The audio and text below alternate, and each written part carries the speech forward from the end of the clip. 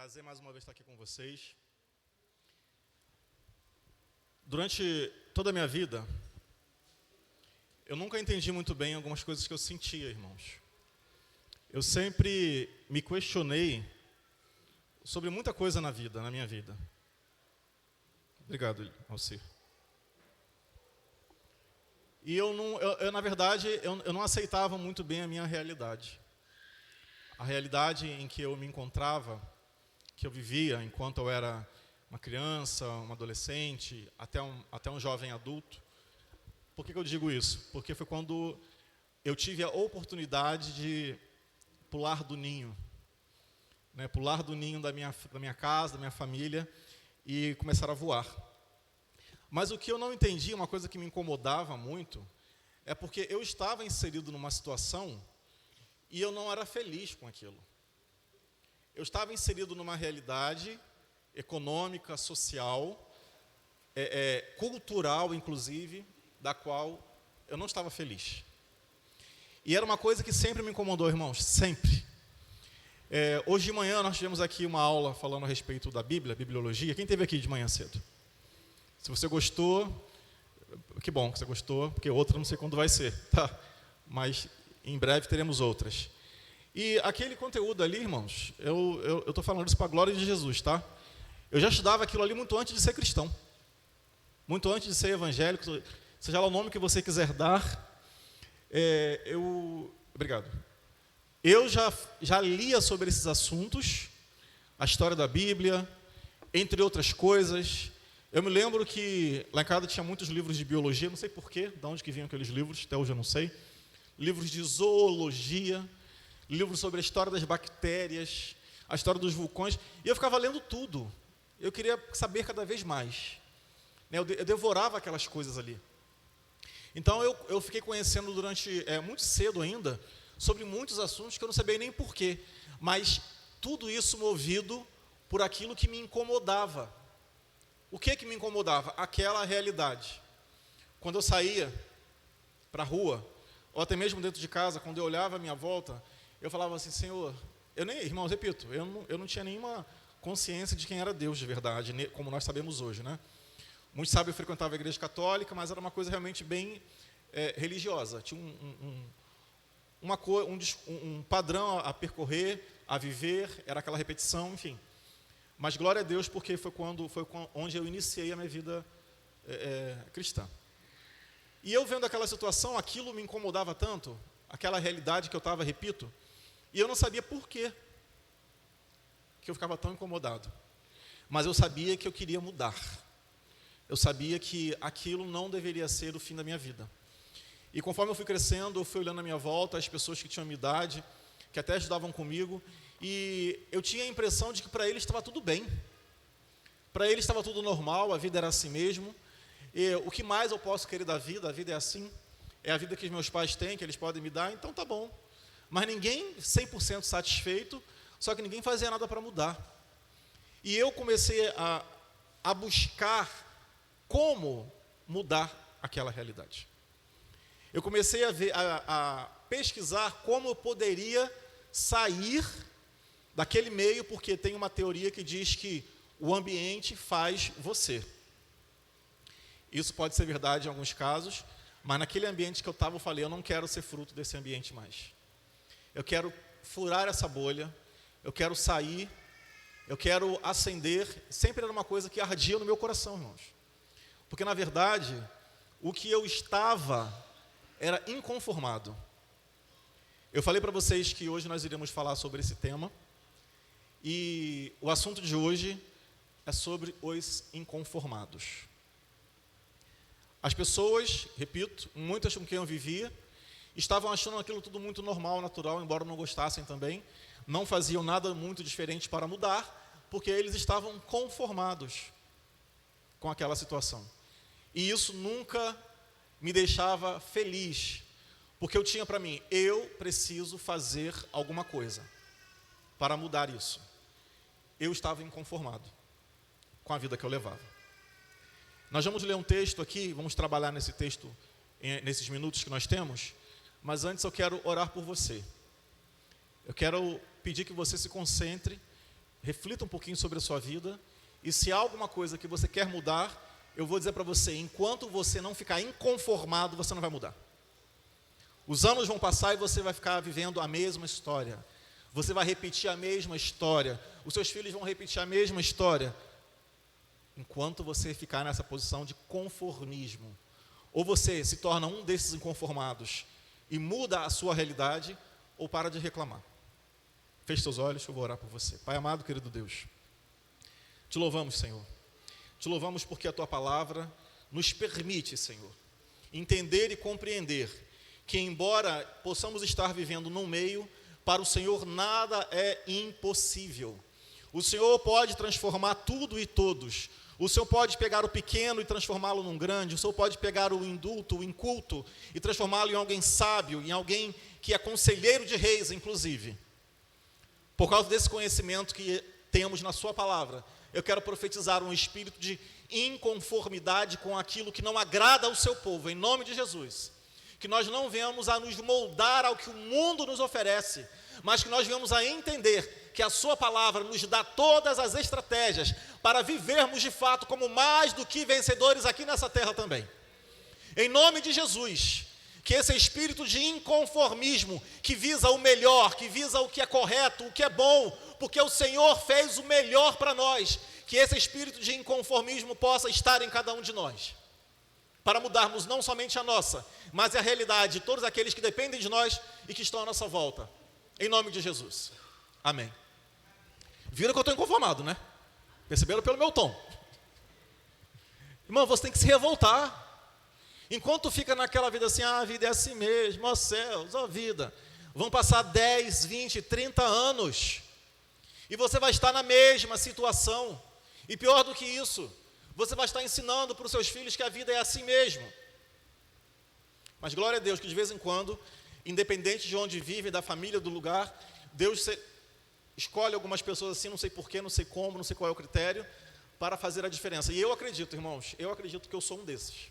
Não estou falando isso por causa de mim, do Alan, não. Estou dizendo que é Deus. É Deus, é o Senhor. Eu quero compartilhar com vocês um texto que está no livro de segundo livro aos Reis, capítulo 13. Vamos ler do versículo 14 a 19, depois o versículo 25.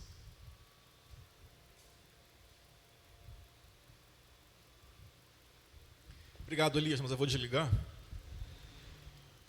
porque está voando aqui meu papel. Está vendo, irmãos? A gente precisa de quê para parar de desligar um montão de ventilador? Ar-condicionado. Segundo aos Reis, capítulo 13, vamos ler do 14 ao 19, depois do 25. Diz assim: Ora, Eliseu estava sofrendo da doença da qual morreria. Então Jeoás, rei de Israel, foi visitá-lo. E curvado sobre ele, chorou gritando: meu pai, tu és como os carros e os cavaleiros de Israel. E Eliseu lhe disse: olha só, traga um arco e algumas flechas. Irmãos, reparem que não teve nada a ver. Eu vou continuar lendo, mas eu já vou adiantando para vocês. Eliseu estava no fim da vida. Eliseu estava com uma doença da qual ele iria morrer. O rei Jeoás, muito amigo de Eliseu, foi lá visitá-lo. Tipo assim, vai ser a última visita ao meu amigo que está morrendo. Quando o rei Jeoás olha para Eliseu, vê Eliseu naquela situação de fim de vida, e ele chora. A gente viu ali, ele chorou. E ele gritou, volta ao versículo, filho, o anterior. Ele gritou: meu pai, tu és como os carros e os cavaleiros de Israel. Alguém entendeu isso? Essa era uma expressão, irmãos, utilizada para quando quem estava visitando sabia que a pessoa já ia morrer.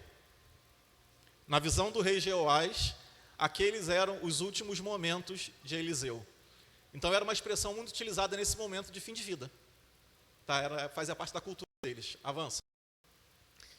E no meio disso tudo, quando o rei Jeoás grita, a gente viu ali que ele gritou: meu pai, aquela expressão diferente, Eliseu está olhando para a cara dele assim. Aí Eliseu fala para Jeoás. Ele podia falar assim: obrigado, meu rei, meu amigo, mas o que há de se fazer? Já estou no finalzinho mesmo, né? É isso, eu estou partindo, estou me retirando desse lugar. Mas nada disso, irmãos. Eliseu olha para a cara do rei Jeoás e fala assim: traga um arco e algumas flechas. Vocês já vão entender. Falou para o rei. E assim ele fez. Pegue o arco em suas mãos. Ainda foi dando instruções para o rei. Hein? Pegue o arco em suas mãos, disse ao rei de Israel. Quando pegou, Eliseu pôs em suas mãos sobre as mãos do rei. E lhe disse: abra a janela que dá para o leste e atire. O rei assim o fez. Eliseu declarou: essa é a flecha da vitória do Senhor. A flecha da vitória sobre a Síria, você destruirá totalmente os arameus em Afeque. Em seguida, Eliseu mandou o rei pegar as flechas e golpear o chão. Ele golpeou o chão quantas vezes? 3 vezes e parou. O homem de Deus, Eliseu, ficou irado. Fala assim, irado. O homem de Deus ficou irado com ele e disse: você deveria ter golpeado o chão 5 ou 6 vezes. Assim, você iria derrotar a Síria e a destruiria completamente. Mas agora, você vencerá somente 3 vezes. Pula para o 25. Então, Jeoás, filho de Jeoacás, conquistou de Ben-Hadad, filho de Azel, as cidades que em combate Azael havia tomado de seu pai, Jeoacás. 3 vezes Jeoás o venceu e assim reconquistou aquelas cidades. Vamos aqui ao contexto. O rei Jeoás, amigo de Eliseu. Todo mundo entendeu até aí? Para quem não sabe, nesse momento, o reino de Israel já estava dividido há muito tempo. Lembram do reino dividido? Estou falando disso aqui faz tempo, irmãos. Reino do norte, reino do sul, o povo se rebelou contra Deus, contra si mesmo, houve divisões. Tem lá o reino do norte, que é Israel, capital Samaria, e reino do sul lá embaixo, Judá, capital Jerusalém. Esse povo está lá em cima, no reino do norte. Jeoás, depois que o reino foi dividido, Jeoás já era o 12º rei do reino de Israel. E você vai ler a história de Eliseu. Eliseu passou por muitos reis. Você vê que a história mais famosa de Eliseu não foi nessa história aí, teve outros momentos. E baseado nisso, irmãos, a Bíblia não fala qual é a idade dele, mas você pode ter mais ou menos uma noção de que ele tinha por volta de 80 anos ou mais. Por isso ele já estava no fim da vida dele. Jeoás havia herdado de seu pai e de outros reis anteriores, sabe o que? Além do trono? A guerra. A guerra contra um povo que estava sempre encarando o reino de Israel. Mas olha só como é que eles viviam. Israel se preparava, lutava, ia lá e vencia aquele povo por um tempo. E eles descansavam. Passado um tempo, aquele povo inimigo se levantava e lutava contra Israel e vencia Israel. Israel andava para trás. Pouco tempo depois, ia Israel para frente. Pouco tempo depois, vinha Israel para trás. E para frente e para trás. E isso já vinha, ó. E Jeoás herdou isso. Foi quando Jeoás foi visitar Eliseu lá no seu praticamente leito de morte. E Eliseu já conhece essa história de tempos e tempos, ó. Eliseu viveu muito isso, irmãos. E quando ele vê Jeoás lá chorando em cima da cama dele, tenta imaginar a cena, irmãos. Irmãos, quando você lê a Bíblia, você tem que tentar entrar na história. Tem que fazer uma imagem na sua mente para você visualizar aquilo. Tenta visualizar Eliseu deitado lá, velhinho já quase morrendo, mas você não vê ele reclamando, tá? Tá velhinho lá aguardando o momento dele de partir mesmo. De repente chega o rei. Olha só que honra, irmãos. Para vocês verem tal era a importância de Eliseu. O próprio rei vai até lá, começa a chorar, cita aquela frase que é praticamente um decreto de morte. Meu pai, que os carros e cavalos venham. Uma coisa sem lógica nenhuma, né? Só que Eliseu já conhecia essa frase, está olhando para a cara assim de Jeoás. Aí eu tento imaginar o seguinte. Eliseu, rei, eu estou morrendo, beleza, estou indo, já sei disso. Agora o senhor, ao invés de estar preocupado com a guerra, tu vem aqui chorar em cima de mim, não precisa não. E aliás, eu vou te falar uma coisa. Tem uma coisa que eu vou te dizer, rei. Pega o seu arco e flecha. Irmãos, a atitude que Eliseu teve, preste atenção. Por que Jeoás, ele ficava naquela de vai e vem na guerra também, igual os outros? Alguém sabe por quê? Olha o título ali, ó. Jeoás era um conformado. Jeoás era assim, foi assim com meu pai, foi assim com meu avô, eu já estou nessa também há muito tempo, provavelmente meus filhos vão herdar e vai ser a mesma coisa, toma reino, perde reino, toma reino, perde reino. E Eliseu, irmãos, Eliseu era um inconformado. Eliseu não aceitava aquela situação, só que ele não era o rei. Ele não ia para a guerra, ele era um profeta. Ele não podia ir lá pegar arma para poder atacar o exército bandido, porque não era a função dele. A função dele era instruir o rei, instruir as pessoas. E ele, já sabendo que está no final da vida, ele vê Jeoás lá no quarto dele, ele toma uma atitude, ele fala, é agora ou nunca, eu tenho que dar um basta nisso. Eu tenho que chamar esse rei aqui e explicar para ele o que ele tem que fazer. Rei, pega o seu arco. Aí ele botou a mão na mão do rei, abre a janela para o leste.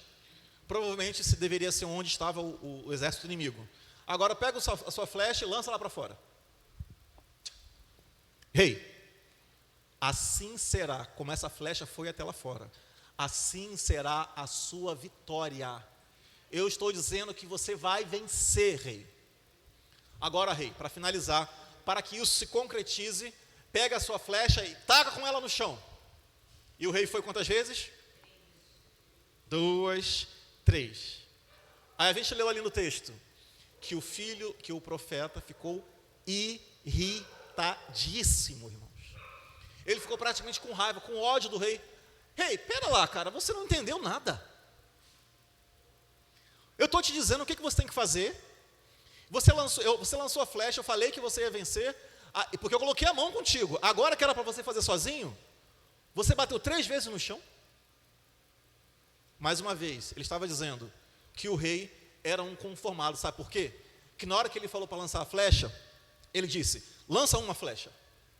Mas quando ele falou para o rei, bata no chão, ele não disse quantas vezes. O rei bateu quantas vezes ele achou que deveria. Ele foi 1, ele foi 2, ele foi 3 e parou.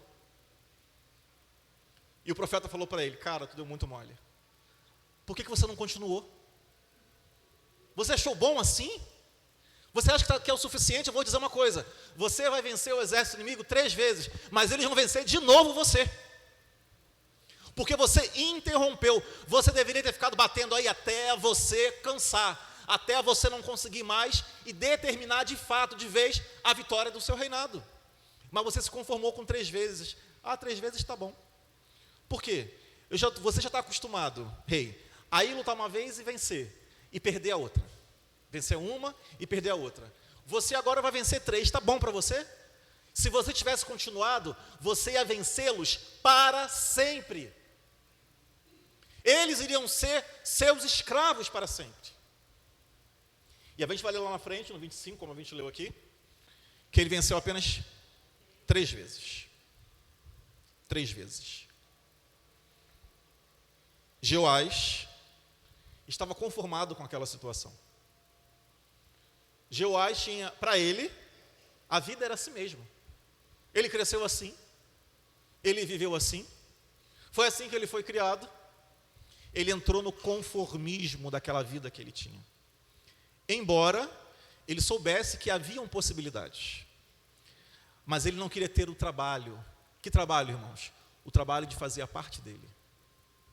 Na nossa vida, na história da Bíblia, na minha vida, na sua, na história do Evangelho, na história do povo de Deus, do Filho de Deus, Deus sempre vai fazer uma aliança com o seu povo. Mas existe uma parte nessa aliança que depende de mim e de você. O Senhor, irmãos, Ele é ilimitado, Ele é soberano, mas Ele nunca irá além daquilo que você acredita e acha que pode fazer e pode acontecer. Ele sempre vai acompanhar você no nível que você acha que você pode ir. Mas o Senhor pode muito mais, irmãos. O Senhor pode muito mais do que você pensa. Só que, enquanto você está lidando, está vivendo como um conformista, você vai ter apenas isso que você acredita que você pode ter. Os conformistas, irmãos, eles até acreditam nas grandes maravilhas e milagres do Senhor, só que eles não conseguem fazer a parte deles para verem realizar na vida deles. Os conformistas vão sempre admirar as coisas maravilhosas, incríveis que Deus realiza na vida do outro. Até quando nós vamos ficar sentados na cadeira, vendo a vida do outro ser transformada, elogiando, agradecendo, louvando a Deus pela vida do outro, mas o mesmo Deus é o seu Deus, e Ele pode fazer na sua vida, mas você precisa crer nisso, acreditar nisso e fazer a sua parte. Aquilo que depende de você, você tem que fazer. Aquilo que está ao seu alcance, você tem que fazer. Se você falou com o Senhor, Ele te orientou, e você vai sentir dentro de você, no seu espírito, se você deve prosseguir por aqui, vai, siga. O Senhor vai te dar sustento, Ele vai te orientar, Ele vai te dar ideias, Ele vai levantar você. Agora, se Ele está dizendo para você, vá por aqui, você fica assim, mas será, Senhor? Será que eu devo? Já fiz tanta coisa, será que eu tenho que continuar? Se você sentir no seu espírito que não é para ir, irmãos, Ele está dizendo para você não ir. Mas se Ele está falando, vai, é porque Ele vai contigo. É porque Ele vai contigo. A pergunta que eu quero deixar aqui para você é: em qual grupo você está encaixado? Dos conformistas ou dos inconformados?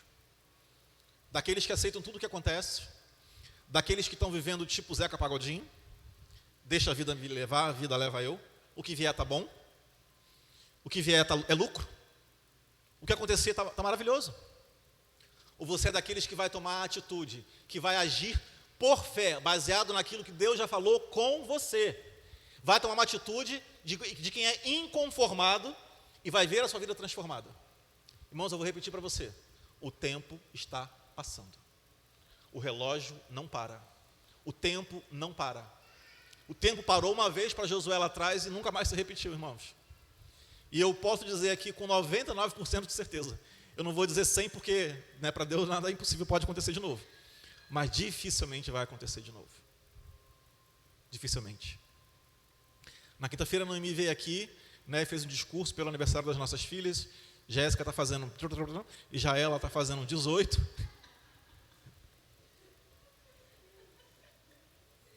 Irmãos, nós lembrávamos, lembrei, claro, obviamente, do dia que a Jaela nasceu. Não me esqueça daquele dia, já falei aqui para vocês, não vou repetir esse assunto. Mas, irmãos, literalmente, parando para pensar, parece que foi semana passada, que eu estava naquele hospital, vendo o médico tirar a Jaela da barriga da Noemi, assim, igual um frango assado, de cabeça para baixo. Eu quase dei na cara do médico. Larga minha filha. Não, se largasse ela ia cair. Mas ele pegou ela pela cabeça, assim, pelo pescoço, puxou, virou ela ao contrário e botou ela assim. Aqui, pai, é sua filha. Eu falei, Senhor, me dá minha filha. E tinha uma mangueira grudada na Jaela, era o cordão umbilical. Eu falei, que é isso? Era cordão umbilical. Gente, eu tinha tomado muito remédio, para não desmaiar. Então eu fiquei meio zonzo lá na hora. Irmãos, volta para cá. 18 anos se passaram. 18 anos. Estou dando um exemplo.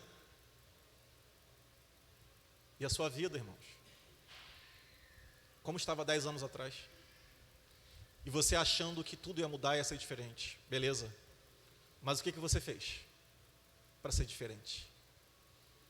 E será que as coisas que você fez deram certo? Essa resposta só você pode dar. Será que você fez baseado naquilo que você queria fazer? Ou será que você pediu orientação a Deus? Senhor, é isso que eu devo fazer? Será que é assim que eu tenho que fazer? Ou você fez só porque você queria fazer? Irmãos, eu posso falar com propriedade de causa. Eu já fiz muita coisa porque eu queria fazer e nem perguntei para Deus se eu deveria fazer. Eu vou dizer para você, ouça isso. Para você que é filho de Deus, repito, não se compare com o povo do mundo. Você, filho de Deus, tem que ser orientado, dirigido, guiado pelo Espírito Santo de Deus. A sua vida é diferente da pessoa que está lá fora. Deus trata com você. Então pergunte para Ele, peça orientação a Ele. O Espírito Santo mora dentro de você. Ele quer conversar com você, Ele fala com você. Mas você escolhe a quem você quer dar ouvidos. Se é os seus desejos pessoais, aos seus sonhos, que você acha que você sabe tudo, que é aquilo que você vai fazer realmente é o correto. Ou será que você está perguntando para Deus, Senhor, devo fazer isso? Senhor, é assim que eu devo proceder? Isso se chama, irmãos, é a oração da consagração. Você vai consagrar a sua vida, a sua decisão ao Senhor. E vai aguardar a resposta. E quando é que virá essa resposta? No seu interior, Ele vai te dar uma tranquilidade e paz quando você sentir, é por aqui que eu devo ir. Enquanto você sentir confuso, transtornado, a dica é, não vá. Não faça. Porque quando vem do Senhor, irmãos, Ele vai providenciar todas as coisas necessárias para que aquilo se realize. Independente do seu conteúdo, da sua capacidade, das suas condições, se for mesmo da parte dEle, Ele vai providenciar a solução para isso. Os conformistas até creem no sobrenatural, mas fazem muito pouco para viver esse sobrenatural. Os inconformados, eles vibram a cada vitória e a cada bênção, mas já se prepara para a próxima. Os inconformados entendem que quando chegarem em algum lugar, seja esse lugar qual for, quando essa bênção se realizou, seja grato, irmãos, inconformados, porém gratos sempre. Muito obrigado, Senhor, porque até aqui o Senhor me ajudou. Estou pronto para a próxima. Sabe por quê, irmãos? Deus olha para frente. Deus tem sempre algo novo, algo melhor, algo maior para mim, para você, para os filhos de Deus. De repente você acha que já deu, era só até aqui. Eu vou dizer para você, não. O nosso exercício de sempre. Dá aquela respirada com vontade aí para dentro do seu pulmão. Aleluia. Fala para o seu irmão assim, você sabia que você está vivo? Está vivo. Está vivo. Eliseu estava no leito de morte. E ainda assim, irmãos, ele cumpriu o plano de Deus para a vida dele. Ele podia ficar assim, ó céus, ó vida ao rei, obrigado por ter vindo me visitar, estou aqui morrendo. Ele mandou ver na cara do rei, rei, acorda, cara. Eliseu cumpriu o seu chamado até o fim da sua vida. Ele não ficou reclamando porque já era idoso, porque estava doente, estava morrendo. Ele foi para frente, porque Deus olha para frente. Você tem que aprender a olhar para frente. Realizou? Maravilha, glória a Deus, aleluia. Próximo. É assim que se cresce, irmãos. É assim que sobe num degrau de cada vez.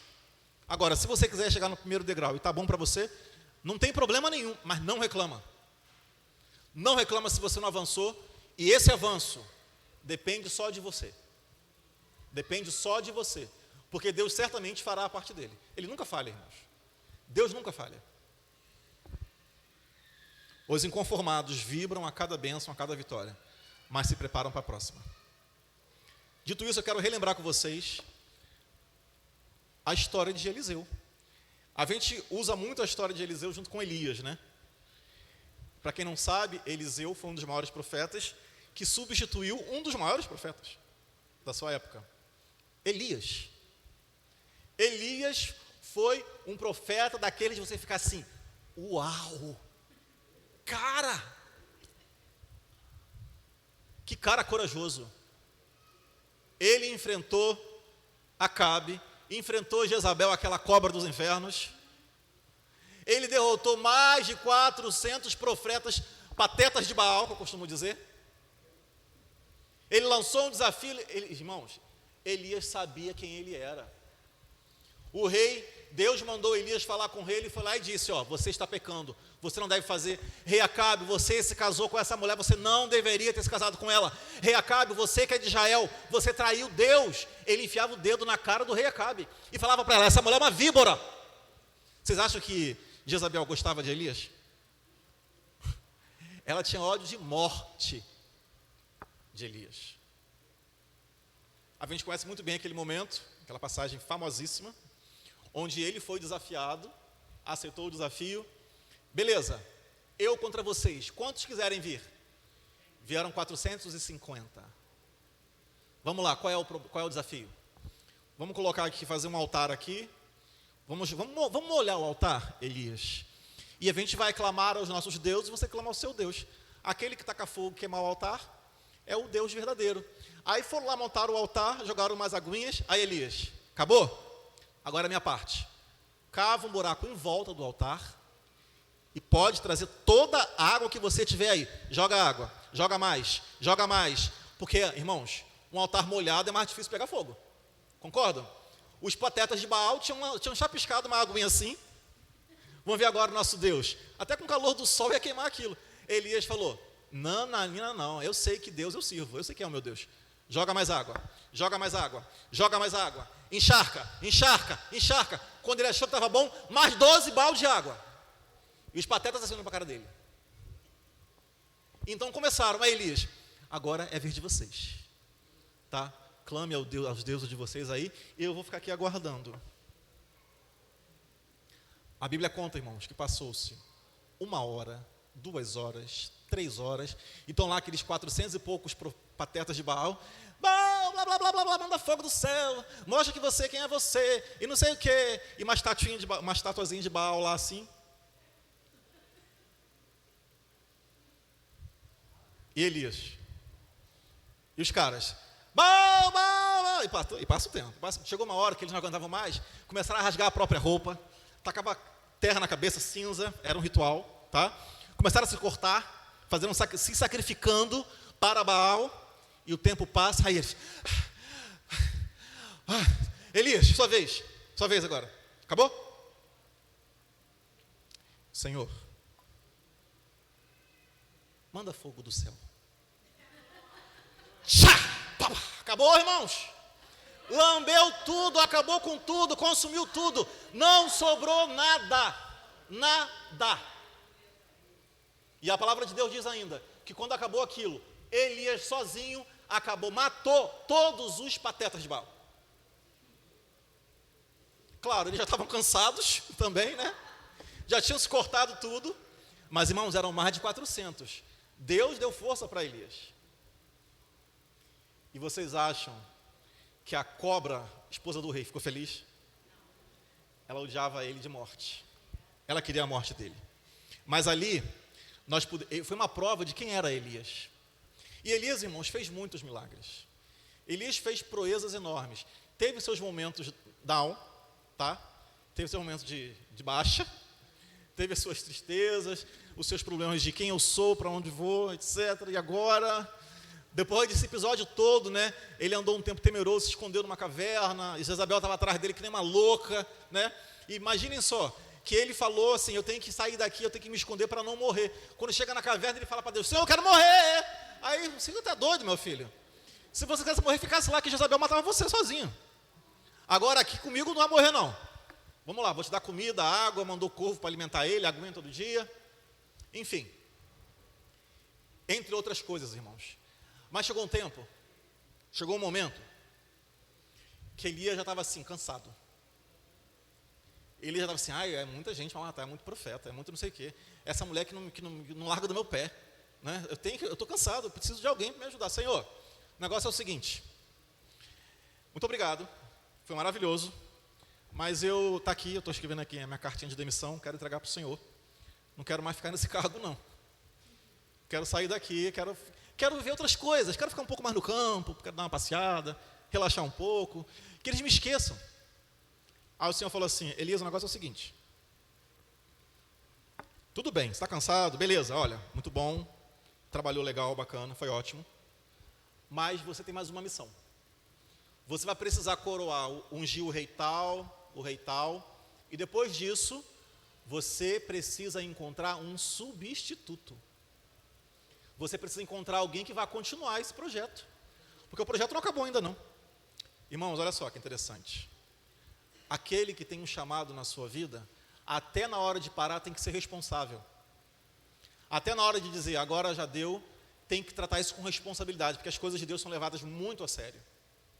Aí olha só o que Elias fez. Deus falou para ele, unge o rei tal, e procura um substituto. Ele falou assim, beleza, Senhor.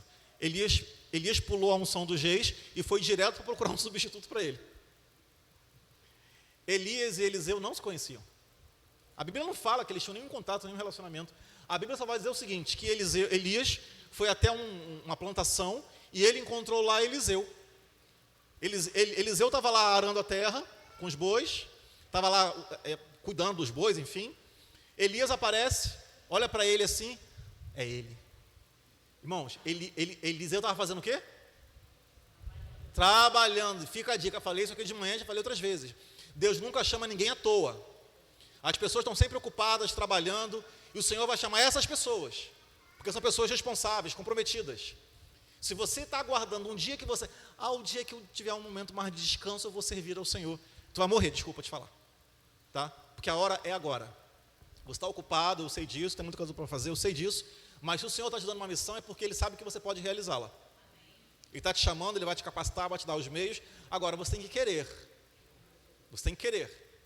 Então, Elias pega a capa dele e lança sobre Eliseu. Irmãos, o que Elias não sabia, que isso era tudo que Eliseu queria. Sabe por quê? Eliseu não aguentava mais tomar conta daquele gado. Ele queria uma vida com Deus. Ele queria algo maior, algo grande. Eliseu era um grande inconformado com a vida que ele tinha. Quando chegou Elias, que ele conhecia, que ele sabia quem era, porque todo Israel sabia quem era Elias. Na hora em que Elias jogou aquela capa em cima dele, ele falou assim: eu vou. Eliseu falou assim: agora. Espera aí só um minutinho que eu vou me despedir dos meus pais. Você vai ler a história, o texto. Eliseu se despediu dos pais. Aqueles boizinhos que Eliseu tomava conta, sabe o que ele fez? Fez um churrasco com os bois para celebrar. Aleluia, agora eu vou ser profeta. Agora, só que de repente veio uma coisa na mente de Eliseu. Elias, esse cara, gente, é o Elias que está me chamando para substituir ele. Caramba! E agora? Como é que eu vou conseguir assumir essa missão? Porque Elias é o cara. Eu conheço tudo que ele fez. Mas, Senhor, se o Senhor está dizendo que eu vou. Vamos embora. Então Eliseu largou tudo, fez lá o seu churrasquinho, comemorou com a família. Eliseu, irmãos, ouça isso. Por que a história vai dizer que Eliseu matou o seu gado? Eliseu queimou a ponte que poderia levar ele de volta. Num momento, de repente, de tristeza, de depressão, de pensamentos: minha vida está dando errado, eu vou voltar a fazer o que eu fazia. Não. Eliseu agiu profeticamente e acabou com qualquer chance que ele poderia ter de voltar atrás.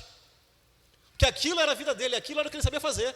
Então ele falou: para eu não ter nem para onde voltar, eu vou acabar com tudo. Minha vida agora é daqui para frente, com o Senhor.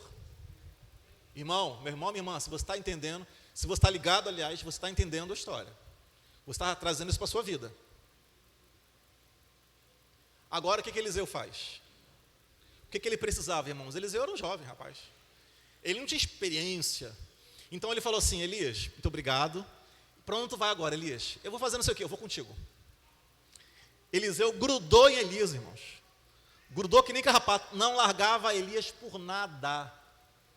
Eliseu era esperto. Se o cara quer que eu seja substituto dele, eu tenho que ficar andando com ele do lado dele para ver como é que ele faz. E assim foi. A palavra de Deus vai dizer, irmãos, que Elias, já cansado, né? Já querendo passar o cajado, a missão dele, vai ter um momento que ele vai começar a andar para alguns lugares que ele é convocado para resolver problemas. Em determinado momento ele vai para uma cidade chamada Gilgal. Vamos ler esse texto.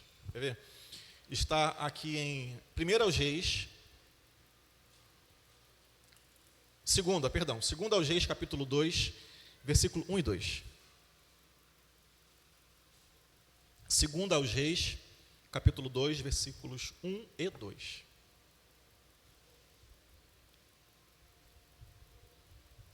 Olha só. Quando o Senhor levou Elias aos céus, num redemoinho... Não é esse não, eu falei errado para vocês. Falei errado, perdão. Eu acho que é a primeira mesmo. Perdão, filha, bota lá 1 Reis 19, do versículo 19 ao 21. 1 do 19 até o 21.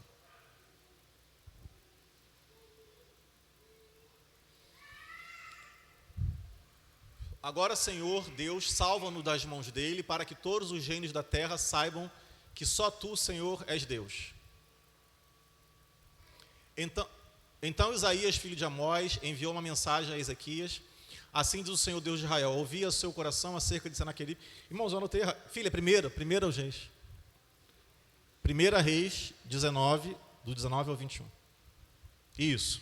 Então Elias saiu de lá e encontrou Eliseu. Um tempo se passou, nessas andanças de Eliseu junto com Elias, tá? O texto continua. Então Elias saiu de lá e encontrou Eliseu, filho de Safate. Ele estava orando com os 12 parrilhas de bois e conduzindo a 12ª parrilha. Elias alcançou e lançou a sua capa. Já falei sobre isso. Continua. 21. Elias voltou, apanhou sua parrilha de bois, queimou todo o equipamento, para ilustrar o que eu falei agora para vocês. Queimou todo o equipamento de arar para cozinhar a carne e comer, e depois partiu com Elias, tornando-se seu auxiliar. Tá? Na minha Bíblia está aqui, está anotado aqui, acho que é mais fácil fazer isso. Eu fiz o meu rascunho, mas eu perdi o meu versículo. Cadê o versículo, Senhor? Vamos achar. Eu sei o que eu quero falar, mas eu queria que vocês lessem comigo, tá? Deixa eu ver aqui.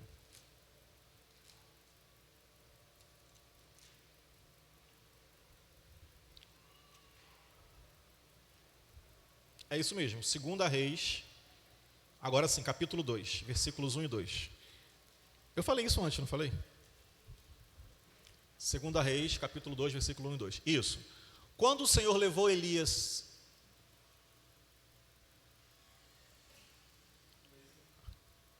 Gente, eu troquei os versículos. Eu vou ler esse texto, segura aí.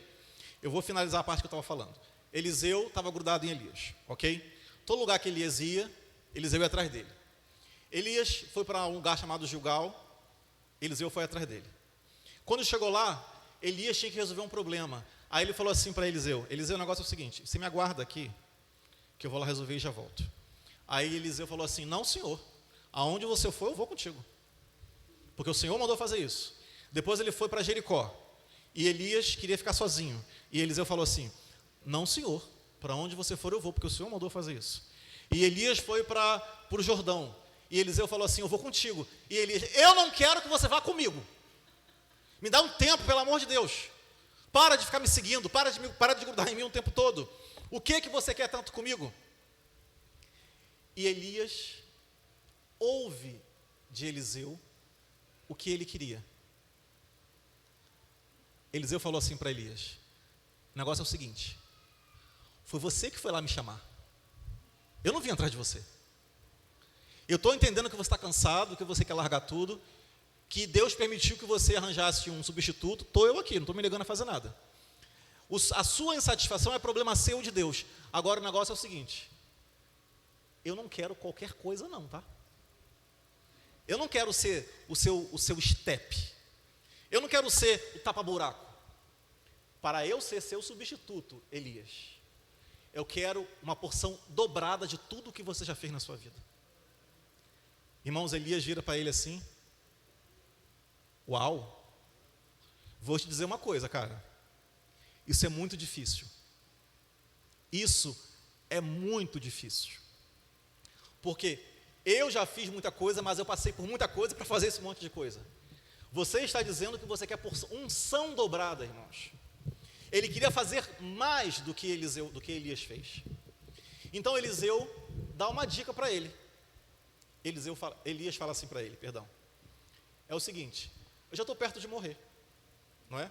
Mas, fica ligado, Eliseu, fica ligado, porque eu e o pai, a gente tem um assunto muito íntimo entre nós. Então pode ser que ele me leve e você nem veja. O acordo vai ser o seguinte, se você estiver comigo, quando ele me levar, e se você me ver indo, é sinal de que você vai ter a porção dobrada que você pede. Você acha que Eliseu passou a andar mais grudado com Elias ou não? Eliseu virou o carrapato de Elias. Tem um momento em que Elias está caminhando, e Eliseu do lado, óbvio, e tem um momento em que ele tem que atravessar um rio, o Rio Jordão. E imagina Eliseu olhando agora para Elias. Vamos construir um barco, o que a gente vai fazer? Vai nadando. Aí Elias olhando para a cara de Eliseu. Ele pegou a capinha dele, Elias, fez assim, pá!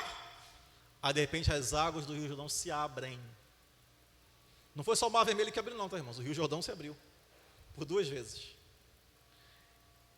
Tente imaginar, é por isso que você tem que tentar entrar na história da Bíblia, irmãos. Tente imaginar Eliseu, aquele jovem, Embora ele soubesse de coisas maravilhosas que ele as fez, ele agora está presenciando. E a palavra de Deus diz que eles vão atravessar o Jordão em terra seca. Irmãos, isso não é uma coisa simples, trivial. A gente lê essas coisas maravilhosas aqui que Deus fez, e a gente passa por elas como se fosse assim, eu vou na praça tomar um sorvete. Nesse mesmo nível de compreensão, irmãos, era uma coisa sobrenatural.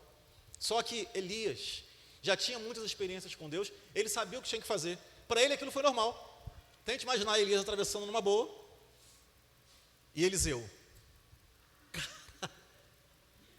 Água de verdade aqui, ela não me molha.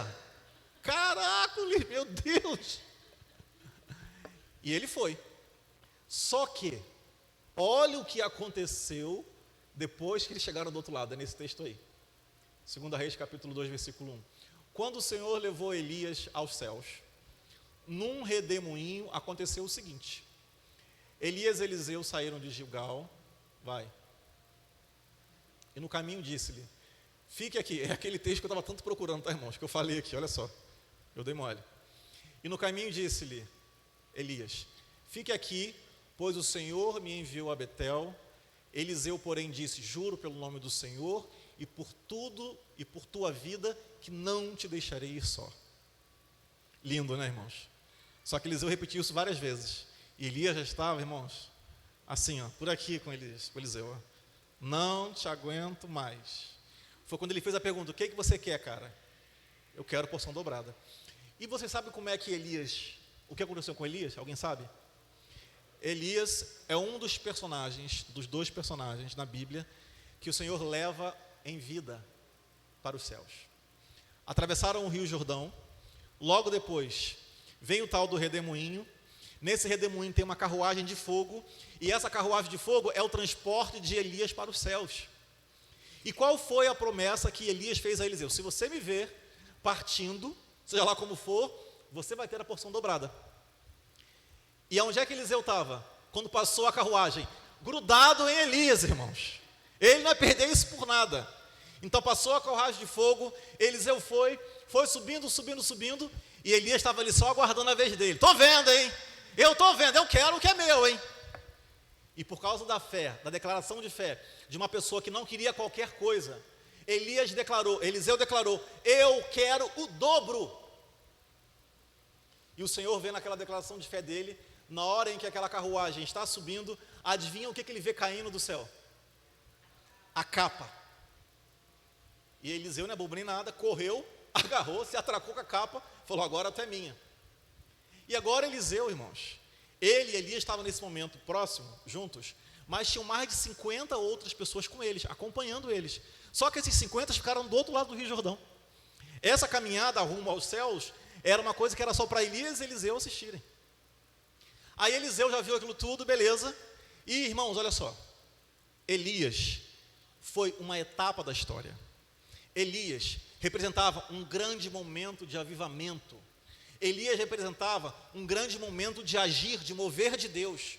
Mas Eliseu agora, ele está olhando o seguinte, Senhor, bacana, legal, mas agora é a minha vez, eu quero fazer também.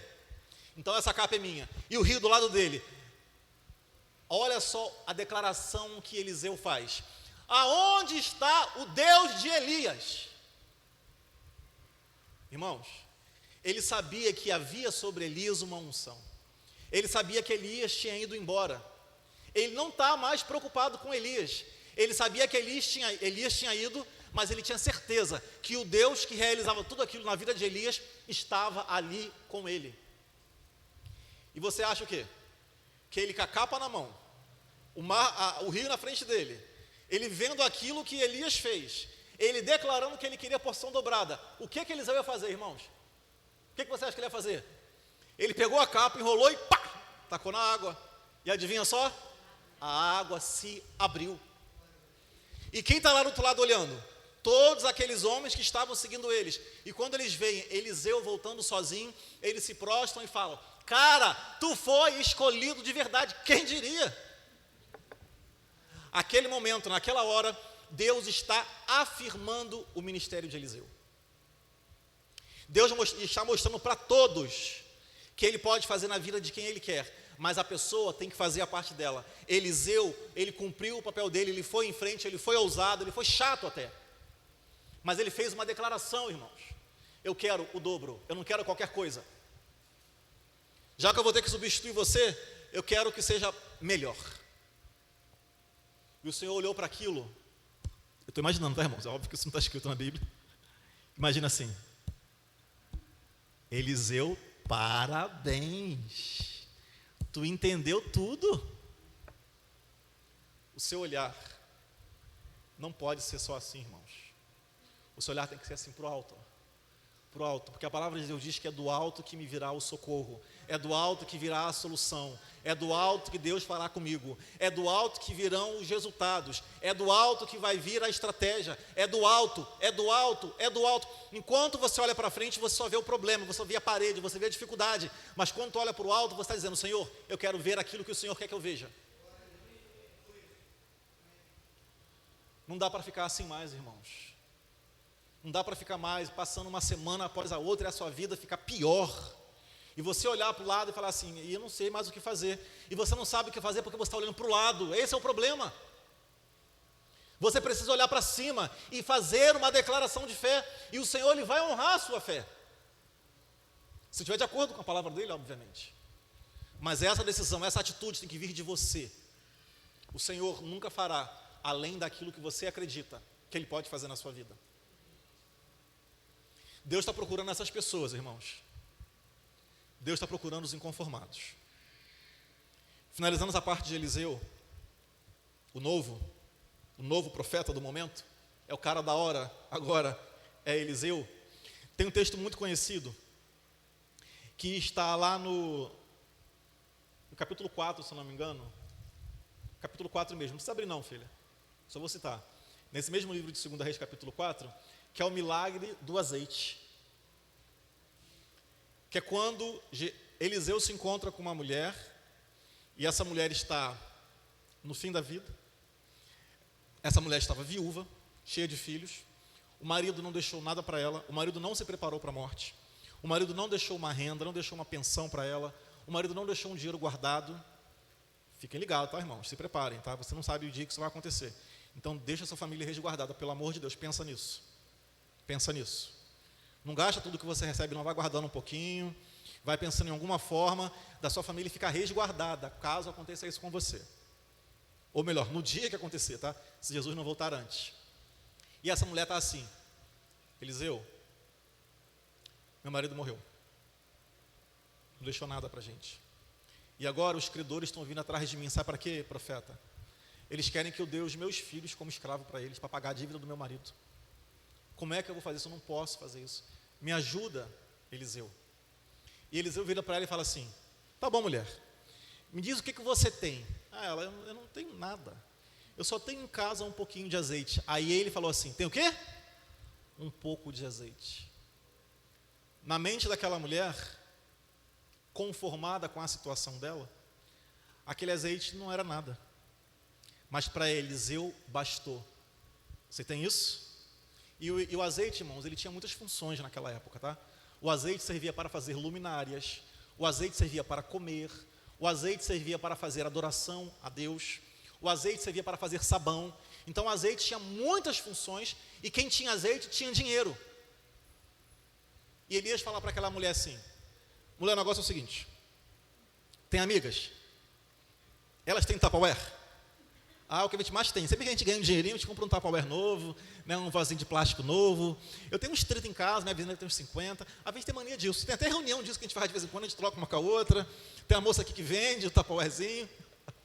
Aí ele falou: é o seguinte, chama as suas amigas, peça emprestado todas as vasilhas que você puder encontrar. Irmãos, dica 2, agora para as mulheres: você precisa ter amigas que tenha pelo menos um Tupperware para te emprestar, tá? Senão, na hora da necessidade, tu vai levar na mão. E a mulher não entendeu nada, mas obedeceu, ela não tinha mais o que fazer. Não tinha mais o que fazer. E falou assim: tá bom. Ela foi lá, falou com as vizinhas, com as amigas, pegou todas as vasilhas que ela podia. Agora vem a questão espiritual, preste atenção nisso. Ele falou assim para ela: agora você, só você e seus filhos, com as vasilhas, se tranquem dentro de casa. Porque você vai ver o que Deus vai realizar na sua vida. Meus irmãos, é quando você está na sua intimidade, da sua casa, no seu lar, quando você entra no seu quarto, fecha a porta, quando está só você e Deus, é aí que Ele vai realizar os maiores milagres da sua vida. Não vai ser aqui não, meu irmão, minha irmã. Aqui você vai ouvir, você vai entender, você vai aprender, mas Ele vai fazer as coisas acontecerem lá dentro da sua casa. É lá que Ele vai transformar a sua realidade. Mas você precisa se trancar, porque isso é uma coisa só entre você e Ele. Não tem a ver com a sua vizinha, nem aquela que te emprestou o Tupperware. É você e o pai. Ele falou, mulher, junte-se você e seus filhos, tranca a porta, porque essa bênção é só para vocês.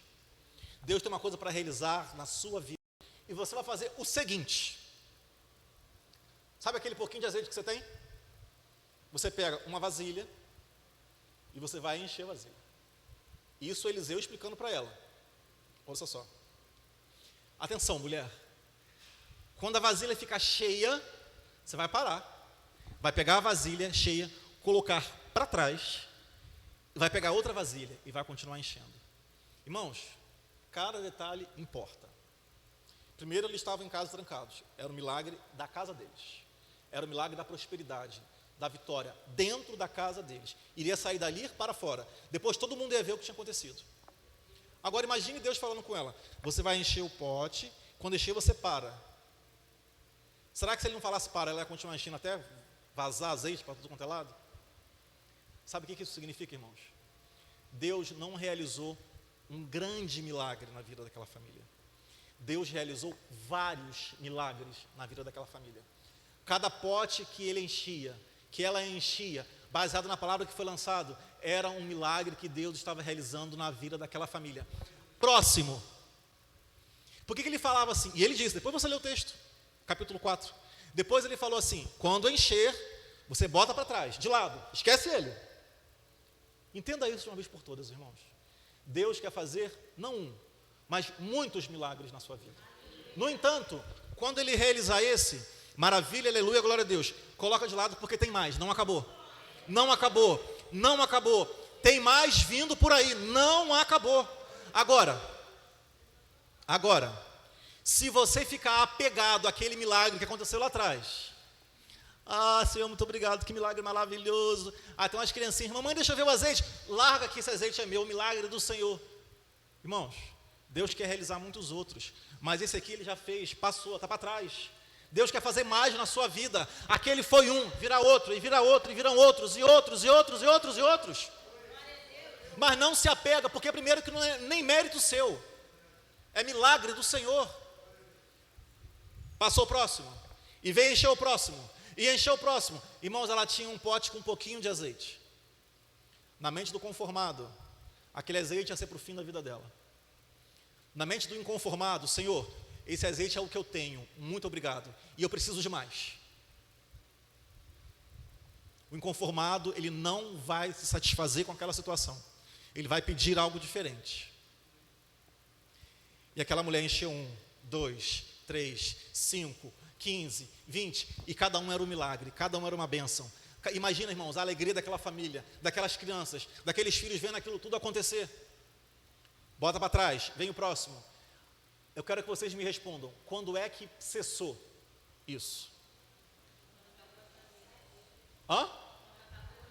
Quando acabaram as vasilhas. A palavra de Deus vai dizer que quando acabaram as vasilhas daquela mulher, o azeite parou. Mas o azeite não parou porque não tinha mais. O azeite parou porque não tinha mais onde colocar. O que vai limitar a bênção de Deus na sua vida é o quanto você tem de pote aberto para receber dele. Como é que está a sua vida e o seu coração? Está aberto para o Senhor? Está acreditando? Você acha que Ele pode fazer? Você está inconformado com a sua situação? Então abra o seu coração, rasga de verdade, fala com Ele dentro da sua casa. Olha para Ele, olha para o alto, e Ele vai mandar, irmãos, Ele vai mandar até quanto você aguentar e suportar. Porque para Ele é ilimitado, não há limites para Deus. Nós somos filhos de um Deus sem limites, irmãos. Aleluia! O que cessou o azeite não foi a bênção, foi a quantidade de panelas, de vasilhas que a mulher tinha. Noemi, estou imaginando você já pedindo várias vasilhas. né? Ó, irmãs, vocês são amigas da Noemi, por favor, emprestem panelas para ela. Eu tenho uma amiga nossa que vem de Tupperware, se vocês quiserem fazer uma reunião também, tá? Se você quiser, aproveita o momento esse, chama as coleguinhas. E Eliseu realiza isso também. Lembrem que Eliseu pediu porção dobrada, irmãos. Elias, a Bíblia relata que ele realizou 7 grandes milagres. Elias tinha realizado 13, faltava 1. Depois você vai ler esse texto que é impressionante. No final, um esqueleto é ressuscitado por causa de Eliseu. E o 14º grande milagre acontece e a palavra de Deus se cumpre. Ele teve porção dobrada do Senhor, porque ele teve uma atitude de fé, que mesmo ele não estando presente, a palavra que ele lançou reverberou. A palavra que você lança, ela vai repercutir, irmãos. Ela vai tipo uma pedra que você lança na água e fica aquela onda assim que não acaba. A sua palavra lançada, ela vai reverberar. Até onde? Até o seu filho, até o seu neto, até o seu bisneto. Ele vai alcançar toda a sua geração e as outras gerações. Porque você acreditou, porque você não se conformou. Você pode dizer glória a Deus por isso? Que Deus maravilhoso, irmãos. Que Deus espetacular.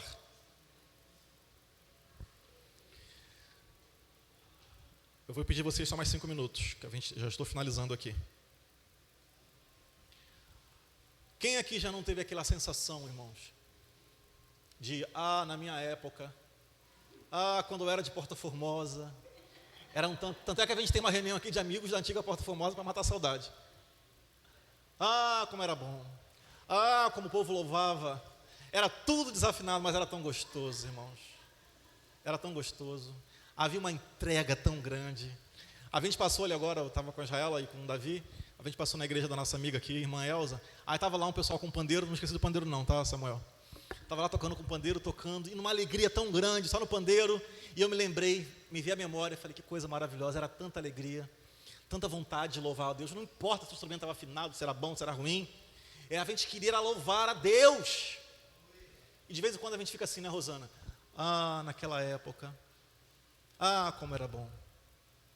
Eu vou dizer para você uma coisa. Essa vasilha de azeite já passou. Tem outra. Tem outra vasilha de azeite. Tem outra vasilha de azeite. Jovens dessa geração, fique ligado. Essa vasilha de azeite é para você. É para você. É para você. É para você. Porque a gente da vasilha anterior, a gente fica relembrando como foi.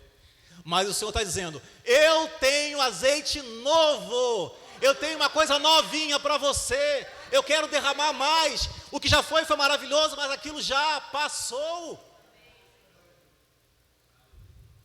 Jesus, muito obrigado. Irmãos, é tão maravilhoso saber disso, saber que Ele tem mais coisas para poder realizar.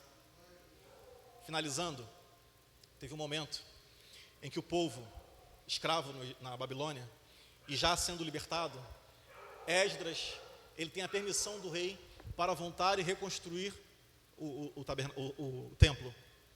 Neemias ajuda a reconstruir os muros, aquela coisa toda. E 70 anos escravos na Babilônia. E na Babilônia nasceu um povo. O povo de Israel, escravo naquele lugar, não parou de procriar não, tá, irmãos? Continuava, seguindo lá aquela palavra de Deus lá atrás, eles continuavam procriando. Então muitos nasceram na escravidão, mas ouviam as histórias de como era Porta Formosa antigamente. Aqueles homens contavam para os seus filhos como é que eles viviam, como era lindo e maravilhoso lá em Israel, como era o templo de Jerusalém, que era espetacular, que eles adoravam, que eles louvavam. De repente chegou o momento em que eles foram libertos. Esdras vai e eles começam a reconstruir aquele lugar, e aquele povo é levado. A palavra de Deus vai dizer que de repente, numa grande celebração do povo retornando para Jerusalém, a gente vai ouvir 2 grupos de pessoas no mesmo tempo, no mesmo lugar. Você ouve aqui num canto um grito de alegria, louvores, festejo, aleluia, maravilha, e no outro lado um grupo de pessoas chorando assim, que saudade. Aqui, irmãos, a alegria, o louvor eram aqueles jovens que nasceram como escravos, que só ouviam falar de como era adorar a Deus em Jerusalém, adorar a Deus em Israel, e agora eles voltaram para casa, e tudo que eles querem é pular e gritar de alegria. E do lado de cá tem um povo que está lembrando de como era antes, são os velhos. os velhos espirituais. E eles ficam olhando assim para os jovens, sabe o que eles estão fazendo? Eles não sabem de nada. Não era assim na minha época, era muito melhor. Quem já não falou isso, irmãos? Eu já falei isso. Aí estão lá eles pulando, eles não sabem nem o que é, eles não sabem nem adorar. É worship para lá, worship para cá.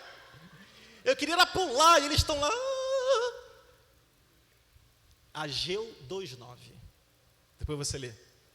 Vai dizer assim para aqueles jovens: aqueles homens e mulheres antigos estavam chorando de saudade de uma coisa antiga que já tinha passado, achando que aquela primeira construção do templo tinha sido espetacular.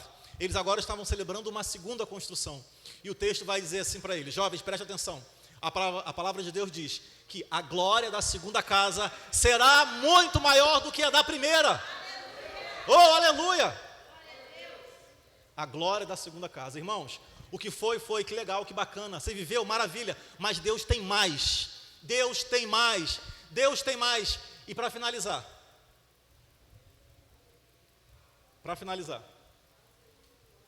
Perdão, Ageu 2:9 vai dizer o que eu vou falar agora aqui. Ageu 2:9 vai dizer o que eu vou falar aqui agora. Não, é isso mesmo, a glória da segunda casa. O outro texto que eu acabei não anotando, diz que, se alguém lembrar, me avisa aí, tá? Os olhos do Senhor, eles estão pairando sobre a terra, procurando vidas para transformar. Sabe que vidas são essas? Os olhos do Senhor estão aqui, irmãos, nesse lugar, procurando vidas para transformar. Que vidas, irmãos? Ele está procurando vidas de pessoas inconformadas. Não é qualquer pessoa. Não é para quem se conformou. Não é para quem está tranquilão, beleza, é isso mesmo. Deus quer fazer a diferença na vida de quem não mais se conforma com o sistema que esse mundo te apresenta. Você pode viver mais, você pode ser mais. Olha para o alto, entenda que o Senhor tem sempre uma coisa boa. O seu plano pode ser muito bom, mas o dele é muito melhor. Acredita nisso, e você vai viver grandes milagres do Senhor na sua vida. E o povo vai observar que você não é qualquer um. Na hora que você abrir a porta da sua casa, eles vão ver como que tem azeite na sua casa. Na hora que você abrir a porta da sua casa, você não só vai vender, você vai distribuir, você vai dar, você vai prosperar não sozinho, mas todo mundo que vive à sua volta vai ser alcançado por essa bênção. Mas dependeu de você. E eu vou pedir que só os inconformados se levantem agora para a gente terminar o culto. Se você não era, pelo menos haja por fé. Haja por fé, inconformado. Chega de mesmice. Chega. Fala isso para você, chega de mesmice. Eu não quero mais, eu quero o melhor. Senhor, eu quero porção dobrada. Eu não quero qualquer coisa também não. Eu quero ver o melhor, mas eu vou dizer, você tem que fazer a sua parte. Aquilo que cabe a você, você tem que fazer.